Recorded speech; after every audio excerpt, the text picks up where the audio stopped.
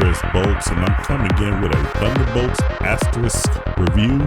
Now, this movie actually surprised me very much. I was going into this movie with very low expectations. I didn't expect much out of it. I know that a lot of Marvel was saying that this movie was probably going to be one of their best movies that they made. I have to give them credit. This movie actually turned out to be far better than what I thought it would be.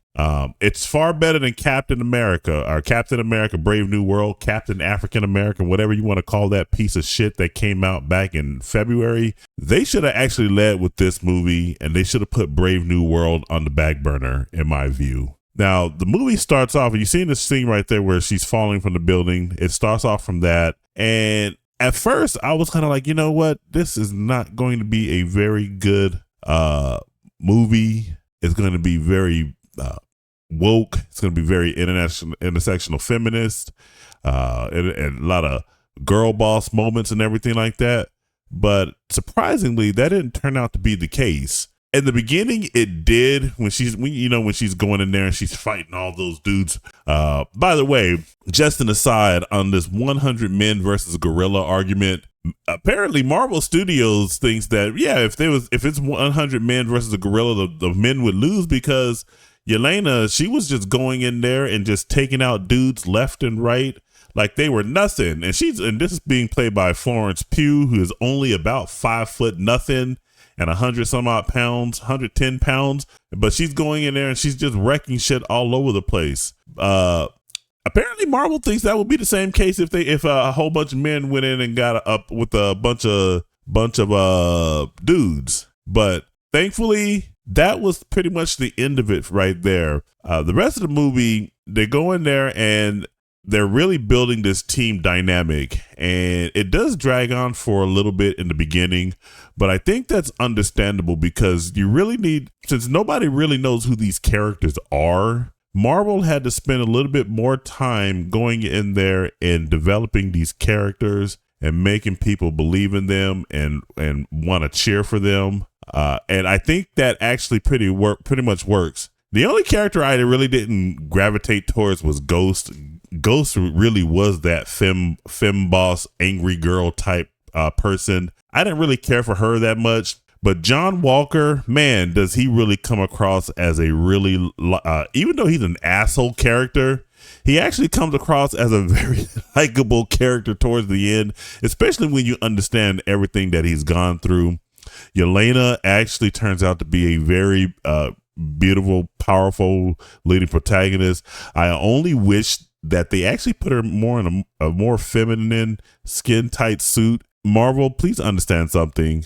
Putting women in very feminine outfits actually makes them more endearing and more likable. Like a lot of those moments where you're wanting to see those types of things, like you see right there where she's hugging her father, Red Guardian, that actually will make her more feminine. But overall, she still comes off as a very likable character. Red Guardian, oh my goodness. He actually, David Harbour does a really good job making that character very believable and likable. He really brings that team spirit to the Thunderbolts. By the way, the way that they get their name is actually very endearing. I won't give away too much spoilers or anything like that. But it was Yelena's idea, even though she didn't know that it was her idea. So the name for the team actually works. Bucky Barnes, I wish they really didn't sideline him as much, but he's not really sidelined in this movie or anything like that. What I mean by sidelining him was by making him turn into some congressman and not be the hero that he was always meant to be. You know, we all wanted him to really become the actual Captain America, like that actually happened in the comics. I know a lot of people like to put that argument out there. Oh, Sam Wilson becoming Captain America is in the comics. Well, guess what? So is Bucky Barnes. So if you're going to use that argument, you got to be consistent. But I digress on that point. This scene right here, all of them, when it comes down to it, they all really just come together and they mesh really well.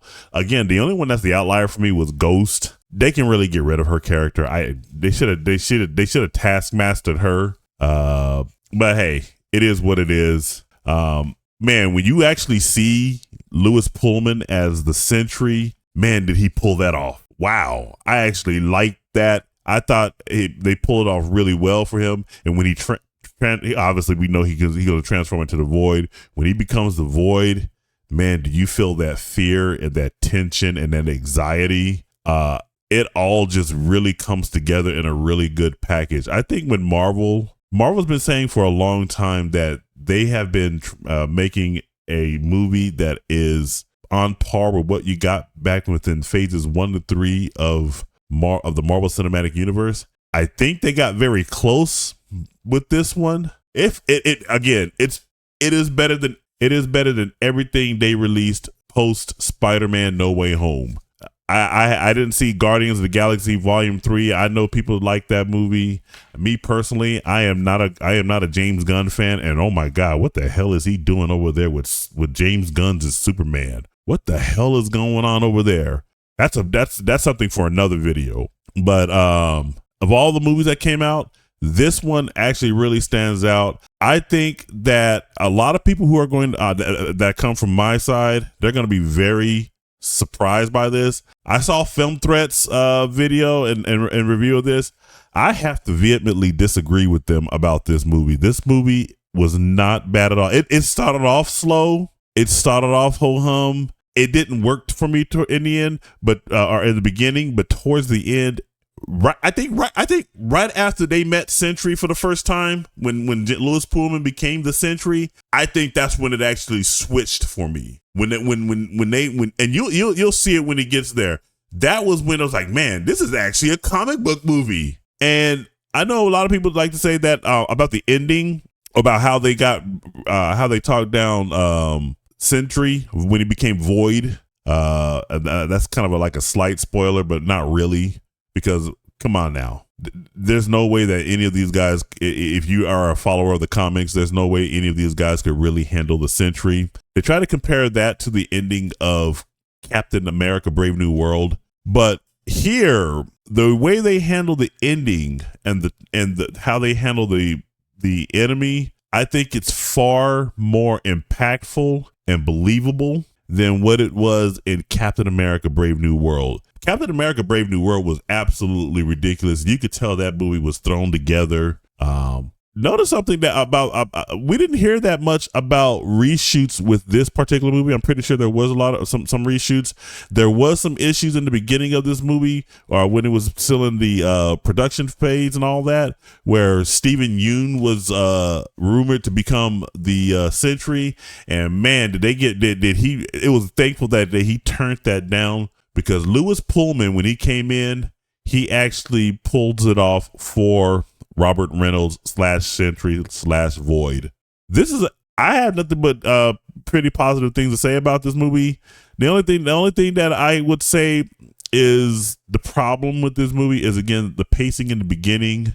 It really didn't work. Julia Louis-Dreyfus as the villain also doesn't work or anything like that. She doesn't come across as intimidating or menacing. There are women villains out there that if you met them in real life, you would not turn your back on them. The greatest example I can give is Cersei from Game of Thrones. That's the archetype for a villain, in my view.